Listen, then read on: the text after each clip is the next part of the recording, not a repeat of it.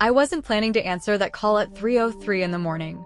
Working the graveyard shift at Midwest Customer Solutions is usually uneventful, just the odd late-night complaint about broken appliances or billing mix-ups from sleepless customers.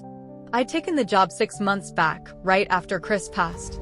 Staying up through the night helped me dodge those early morning calls from friends who meant well but didn't know what to say about my fiancé dying so suddenly, just weeks before we were supposed to get married. The engagement ring I still couldn't bear to take off caught the glare of the fluorescent lights as I stared at the blinking line 3. Just yesterday, I'd stumbled across Chris's last voicemail on my old phone. "Hey, hon. Running late at St. Andrews," he'd said. "Had to help Father Brian with some ceremony paperwork. He's serious about those vows. Guess that's why everyone says his couples last forever, huh? Anyway, see you at home." But he never made it home. That night, I dreamed of Chris standing at the altar we'd picked for our wedding. His ring seemed to glow, like embers in a dying fire. "Forever," he whispered, but it wasn't just his voice, it sounded like a crowd was whispering with him. Forever isn't long enough. When I woke up, I found one of our wedding invitations, charred at the edges, even though I hadn't kept any in the apartment. Something about the memory stirred an old story my grandmother used to tell me. She believed in midnight calls from the dead, how they'd beg you to stay on the line for just a little more time with them. I'd always brushed it off as superstition until the night after Chris's funeral, when my phone rang at midnight. I answered it, my heart racing, but all I heard was static. Before I knew it, my hand had already picked up the receiver. "Thank you for calling MCS, this is Megan. How can I help you?" The line crackled, and at first, I figured it was interference. But then I heard them, two voices, soft as whispers, speaking in perfect unison. The sound sent a chill crawling down my spine, like the feeling of frost spreading over glass. "My love, my eternal love." My chest tightened. The voices were gentle, even tender, but they didn't sound right. Each word dragged out, warped, like something was stretching them too far. I thought of taffy being pulled apart or muscles straining past their limits. "I'm sorry, I can't hear you clearly. Could you? Forever and ever and ever." The whispers grew louder, more desperate, and my hands started to tremble as I reached for the supervisor alert button. That's when I heard it, a third voice. It didn't come through the receiver. No, it felt like it came from deep inside my own chest, vibrating like an ancient church bell struck at midnight. Enough. The line cut off, leaving behind the faint scent of burnt roses and something metallic like copper. "You picked it up, didn't you?" I spun around to see Alex, the shift supervisor, standing in my cubicle doorway. The fluorescent lights made his dark skin look pale, and his coffee cup shook in his hands. That's when I noticed old scars wrapped around his wrists, burn marks shaped like rings. I nodded, my hands still shaking. What was that?" Alex dropped into the extra chair by my desk, the cheap plastic groaning under his weight. "It started 3 months ago. Always the same time, always line 3. Lisa Carter answered it first." He paused, rubbing his face. "She disappeared the next day. Her car was still in the lot, her purse on her desk, just gone. But she left something behind, a single black rose with burnt edges and a wedding ring that was hot to the touch." "And the others?"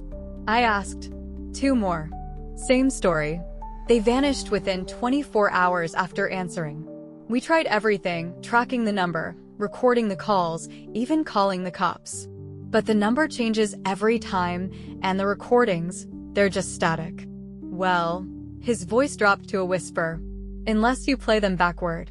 Then you hear wedding bells. And screaming." He rolled up his sleeves, and my stomach turned. The burn marks on his wrists weren't random, they were perfectly round, like wedding bands had been branded into his skin. "I tried to stop one of the couples," he said, his voice cracking. "It was last month." I heard whispers coming from the break room and found Emily and Josh, day shift workers who just got engaged, holding hands, walking toward the exit like they were in a trance. I grabbed them, tried to pull them apart, and the rings of fire appeared, burning into me. When I woke up, they were gone. 3 days later, their bodies were found in front of St. Andrews, still holding hands. Their fingers had fused together. I glanced at the clock. It was 3:47 a.m. Why hasn't anyone shut down the line? Management tried, Alex said, his eyes flicking toward the ceiling cameras. Disconnected all the phones at 3 a.m. for a whole week. He lowered his voice. Didn't matter. The calls still came through. And now, they're happening more often. Last night, line 3 lit up at 9 p.m. I answered it myself, but hung up before they could finish. My wrists have been burning ever since. I probably shouldn't have gone back the next night, but rent doesn't pay itself, and good jobs are hard to come by. Besides, I kept telling myself, lightning doesn't strike twice. Still, driving to work, I couldn't shake this weird feeling, like something was following me. At every red light, I thought I caught glimpses of robed figures in my rearview mirror. Every church I passed seemed to toll its bells, like they were greeting me. At 3:03 a.m., all the phones in the call center went silent, except line 3. That blinking light felt like it was staring right at me. I thought about what Alex had said, but something about those voices kept nagging at me. They hadn't sounded threatening. They sounded desperate, trapped, like two people reaching for each other across some impossible divide, just trying to hold on for one last moment. The light blinked steadily, almost impatiently. My hands shook as I pulled up the call center's database. I needed answers. As I scrolled through the records, patterns started to jump out at me. 3 disappearances, all tied to the 3:03 a.m. calls. But what about the calls no one had answered?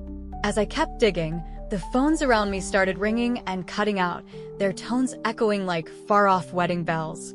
The flickering fluorescent lights made shadows dance across the room. In the empty cubicles, I thought I saw shapes, couples standing together, their faces locked on me, their expressions hungry and full of longing. Then I found it, a record from 6 months ago. A single call at 3:03 a.m. on the same night Chris disappeared. It had been answered by Father Brian. A cold dread washed over me. Every unanswered call was tied to a missing persons report from somewhere in the city. Not call center workers, random people. Always couples. And every time, their bodies were found 3 days later, twisted in expressions of agony, their lips frozen mid-whisper. They were always wearing matching wedding rings, rings that glowed faintly as if they held fire inside. The light on line 3 started blinking faster. My fingers hovered over the phone. If I ignored it, someone else might disappear. But if I answered, I thought about Alex's burned wrists, Lisa's scorched rose, my grandmother's stories about midnight calls. I picked up. The whispers hit me right away, even more desperate this time. Heat pulsed through the handset, and the smell of burning plastic filled the air. Please, help us. Love trapped, eternal, burning. My heart pounded as I asked, who are you? What happened to you? Love, promised, forever. Their voices cracked with anguish. He made sure, never part. The binding father, his ceremonies of flame. Who? I demanded. Who did this to you? A third voice exploded through the line, shaking my desk. The air in the room turned freezing, and frost started forming on my computer screen, swirling into delicate patterns that looked like wedding bands. They were unfaithful. But this time, I was ready. I'd routed the call through every tracking system we had, running traces simultaneously. While the voice thundered, my computer pinged a location. St. Andrew's Cathedral. It was an old church on the edge of town, abandoned decades ago after a string of mysterious deaths. Back then, it had been famous for its midnight wedding ceremonies. Now, it was just a hollow, blackened ruin. They sought to break their vows, the voice continued, its cadence like a fire and brimstone sermon. It sounded like something you'd hear in an old recording of a preacher warning about eternal damnation. I granted their wish for eternal love. My grip tightened on the handset. My voice shook, but I didn't care. By torturing them? That's not love. Silence hung heavy for a moment. Then the voice changed. It sounded closer, more real. I caught the scent of incense and something burned, like charred meat. You dare to question my authority? The voice asked, low and terrible. I, who have bound more souls than any mortal priest. I, who have made till death do us part, into not even death can part us. The screen on my desk flickered. Suddenly, it wasn't my work programs anymore. It was security footage from St. Andrew's Cathedral. I watched as couples knelt at the altar, their hands clasped tight, while a robed figure performed ceremonies that twisted darker and darker through the years. The prayers he spoke turned into curses. Holy water became liquid fire. The wedding rings, those bright, innocent symbols of love, transformed into searing brands, fusing flesh and souls together forever. "You wish to understand?" the voice boomed. It wasn't just coming through the phone anymore, it was everywhere, rumbling through the walls, shaking the floor beneath my chair. "Then join my congregation." The fluorescent lights above me exploded with a loud pop, plunging the call center into darkness. And there he was. The binding father stood in the shadows, his robes alive with writhing shapes. His hands were raised, and between his fingers, flames flickered and danced. Behind him, countless couples knelt in their eternal embraces. Their faces, twisted in both love and agony, looked like masks frozen in time. I ran. The cool night air hit me hard, but I didn't stop. My car wouldn't start. The key burned my fingers the second I tried to turn it. So I kept running. And for some reason, instead of running away, my feet carried me towards St. Andrew's. David's voice echoed in my mind. "If anything ever happens to us," he'd said once, "if you ever need to let go, I'd understand. Love shouldn't be a cage." Those words pulled me forward, like they were a rope guiding me through the dark. Someone had to stop this. Someone had to break the cycle. The streets felt strange, like they were shifting beneath me. No matter which way I turned, I kept ending up closer to the cathedral. The spires loomed higher with every step. Phones were ringing in the houses I passed, the sound sharp and clear in the quiet night. In windows, I saw people stirring, couples reaching for each other as their wedding rings began to glow. On the second floor of one house, I recognized Becky and Matt from the day's shift. Their hands were already clasped, their engagement rings shining with an eerie light. I tried to shout at them, tried to warn them, but my voice was drowned out by the sound of wedding bells, tolling somewhere far away. When I reached the cathedral, the heavy doors swung open at my touch. A rush of cool air hit me, carrying the smell of roses and ash. Inside, shadows flickered in the candlelight, and I could see circles of salt and dried holy water on the floor, evidence of someone's failed attempt to break the curse. Then I saw it, an old book, lying open on a table near the altar. The pages were filled with handwritten rituals, counterspells, and rites for unbinding. My heart raced with hope. But before I could grab the book, the air around me grew heavy and hot. Black flames flared to life, lighting the cathedral in waves. The horrors came into focus, couples frozen in their final embraces, their bodies melted together like wax. Faces screamed silently from the stone walls, their mouths stretched wide in twisted ecstasy. Above me, shadows writhed and intertwined, forming the shapes of clasped hands. Then I saw them, Becky and Matt. They were reaching for me now, their fingers burning like hot coals, their rings pulsing with an unnatural glow. And then I saw him. David. He was kneeling among the other couples, his face caught somewhere between bliss and agony. He looked at me, and his lips moved. "I finally understand," he whispered, his voice breaking. "This is what true love means." The binding father stepped out from the shadows, and the ancient book burst into flames before I could touch it. His robes rippled and shifted, the fabric alive with tortured souls. But when he turned to me, his face wasn't a monster's. It was a man's face, old, lined with sorrow. "I was like you once," he said, his voice softer now. "Young, believing love could survive anything. Then I watched my wife leave me for another, saw their happiness built on the ruins of our vows." His voice broke for a moment, and he looked away. I prayed for guidance, for understanding. And in my darkest hour, I found texts, ancient rites that promised love could last forever. For a moment, his form shimmered, and I saw him as he must have been, a simple parish priest, kind and hopeful. "The first time was an accident," he said, almost too quiet to hear. "A couple came to me, desperate to stay together. I blessed their rings, using the old words, thinking it would strengthen their bond. But when they tried to take the rings off later, the fire started. Their screams, but their love became perfect. Eternal. Pure. He took a step closer, his hands trembling. Sometimes, when the calls stop, I can hear them crying. But isn't that better than the pain of broken vows? Of watching love die, piece by piece, poisoned by time and temptation. His eyes searched mine, pleading. You understand, don't you? You, who still wear his ring. He spread his arms wide, shadows curling around him like smoke. Welcome to my church, he said, his voice echoing through the cathedral, where love truly lasts forever. I saw Jenny among the congregation, her face a mask of torment and devotion. Then Alex, his wrists bound by those terrible burns. You can't keep doing this, I said, my voice shaking as I backed away. Love isn't supposed to be a prison. The binding father laughed, a sound like molten metal scraping against bone. Isn't that what they all pray for? He asked, his voice heavy with mockery. Forever and ever, till death do us part? I simply make sure they keep their vows. He raised his hands, and the flames around the cathedral roared higher. I felt the heat against my back and watched in horror as more couples materialized from the shadows.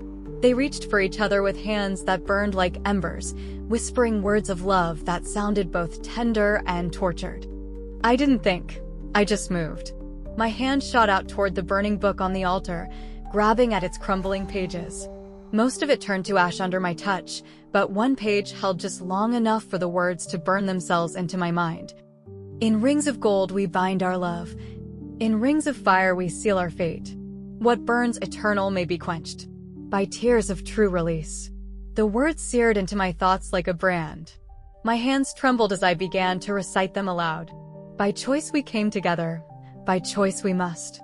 The words sparked on my tongue, electric and alive. As I spoke, I saw the couples nearest to me falter. The glow of their wedding rings dimmed, their locked embraces loosening ever so slightly. Becky and Matt, their fingers started to drift apart, their faces flickering with something I hadn't seen in them before, awareness. But then the binding father's scream tore through the air, a howl of rage that shook the cathedral. "No," he thundered, his form swelling with shadow and flame. "They are mine. Their love is perfect." Yet beneath the fury, I heard it fear. He was afraid. Afraid that his carefully crafted prison of eternal devotion might crumble if they remembered they had a choice. That's when it hit me. The rings weren't just chains, they were symbols. The binding father hadn't just trapped these couples in eternal love, he'd stolen their freedom. True love wasn't eternal by force. It had to be chosen, again and again, every single day. The air grew heavier, hotter. David stepped forward from the crowd, his hands outstretched and glowing. His face flickered between bliss and pain, and for a moment, I saw everything we'd been. The nervous excitement of our first date, the quiet joy of our mornings together, the way he'd looked at me when he proposed. "Join us," he whispered, his voice both desperate and tender. "Complete our vows. Make our love eternal." The binding father's form shifted again. His robes rippled with tortured souls, but his face, the face of the man he once was, reappeared for just a moment. His eyes glistened with tears. "Please," he said softly, his voice breaking. "Don't make me watch another love die." But even as he spoke, his hands rose higher, and flames began to swirl around his fingers. I looked at David. The man I'd loved wasn't standing there anymore. What stood before me was a shadow of him, bound by fire and obsession. I felt the heat of my own engagement ring burning against my skin, but I didn't pull it off right away. Instead, I stepped closer and met his gaze. "Real love," I said, my voice steady, "means knowing when to let go." I slipped the ring off my finger and pressed it into his burning palm. For a moment, everything froze. The fire in his eyes dimmed, and I thought I saw something there, recognition. Maybe even gratitude. I fumbled with my phone, still connected to the call center system, and hit the record button. My voice was shaking, but I had to make sure someone else would understand if they picked up that cursed 303 call. "The rings are his power," I said, my breath quick and shallow. "But they can only be broken by choice. Tell the couples. Tell them to let go. Love isn't meant to burn for." The binding father's scream cut me off. It was a sound like the earth itself splitting open. Flames erupted from every wedding band in the cathedral, blinding me. The last thing I saw was Chris's face, David's face, something like recognition flickering in his burning eyes. Then the fire consumed everything. The police found my car in the lot the next morning. The engine was still warm. On my desk at the call center, they found all my notes, clippings about St. Augustine's Cathedral, accounts of the binding father and his dark ceremonies, and the ancient rites he had twisted to bind souls for eternity. In my drawer, they found a single blackened rose and a wedding ring no one could touch without wincing. Marcus was standing at my empty cubicle, reading my final notes.